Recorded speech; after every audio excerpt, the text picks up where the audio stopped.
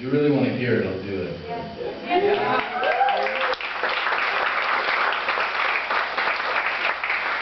If I can't get through it, I'm going to stop, just to let you know.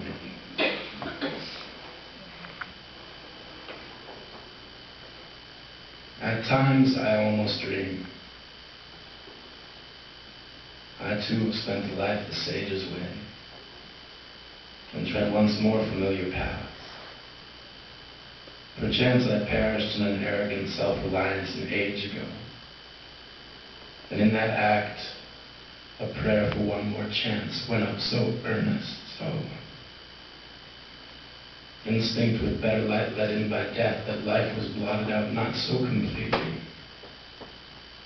Yet scattered wrecks enough of it remain, dim memories, as now when seems the goal in sight again. The failing use of my right hand isn't actually the failing use of my right hand, it's just another way to tell the time. And I'm ticking. So I've been picking up myself with bars with a bottle in each hand, but I never give myself any play. I just make plans with myself for the day after next. By the time the sun swings back round to position, I forget the context of why I asked myself out in the first place. Did I think I was going to score? I let a stranger pour me one more. She says, my name is Sarah. It doesn't take much more than that to start a relationship. My darling Sarah cleans rooms for living. Giving her youth and beauty to dirt and dust, understands more than most that family must be a foot you put forward first. You must weather the worst together. But having never met her family, she places love above all else, then persists that I use the word love too freely in poems, and I should really just say what I mean, and I suppose what I mean most is that I'm trying. She's been buying me time on a maxed out credit card, arms scarred from selling her own blood to pay down the debt, tells me she doesn't mind going broke so long as I can give her a little sweat. She says, try. So I do my best impression of a pen. And when every problem looks like a page, I commit ink to paper, and the worth of the words that comes out determines my wage, and I'm making enough to pay her the compliment of not quitting, of not sitting when standing is required. She only asks that I put the effort in, and in return she's willing to pin a paper heart to her chest and do her best impression of a target. My darling Sarah says that effort is the Siamese twin of success. So whenever an ass looks like a wrong answer, she says she'll settle for being my best guess. So we lie in bed like a mess that someone's been meaning to clean for the large part of a long while. We lie there like a pile of dirty laundry, and how we'll ever come clean is beyond me, so we don't. She says it's supposed to be dirty. And if by the end you haven't hurt me, then you didn't try. So I do my best impression of a surgeon. Going in, cutting purple hearts out of my own, use my veins like thread and have them sewn to our skin like metals, because when the bleeding stops and the dust settles, all we have are our wounds to wear like decorations upon our chest. Sarah does her best impression of war, tells me not to count my pride among the casualties, because maybe faith means never keeping score. She says there's more to effort than just switching gears, and in terms of what one should give in this life, sweat holds more value than tears. You have to try. And even though the failing use of my right hand means I'll never land a knockout punch in the first round, life is composed of sound and fury. And whatever noise is left in me will be twice as loud when I try, so I plug myself into the idea of going the distance and I amplify.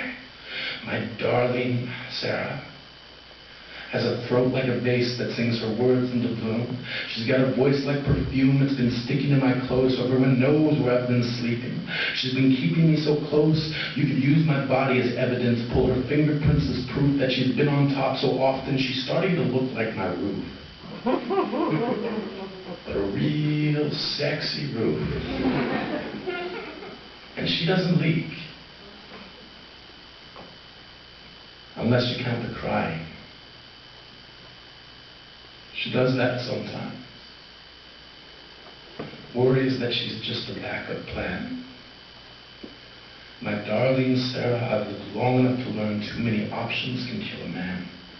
I will make no exodus, be around long enough to watch uncertainty bid us farewell, then echo our names into the crater caused by the impact of what our lack of conviction fell. You've never had to sell me on the idea of absolute certainty in the trustworthiness of a mother. The first and only time you met my mother, Mom said, "I like the way she looks at you." And I echoed back to her that I liked it too. Eyes like recycle bin blue, Sarah looks at broken things as if she can make them new. And more than a few times I caught her staring, caught her wearing a smile reserved for those busy making plans. Sarah believes that distance is a fundamental that can be sidestepped by a piece of string and 2 tin cans. And I remember when my tin can rang. They said there's no family to speak of, so love is next in line, and there's not a lot of time if she's asking for her boyfriend. In the cab of the hospital, I feel my heart bend as if bracing for impact.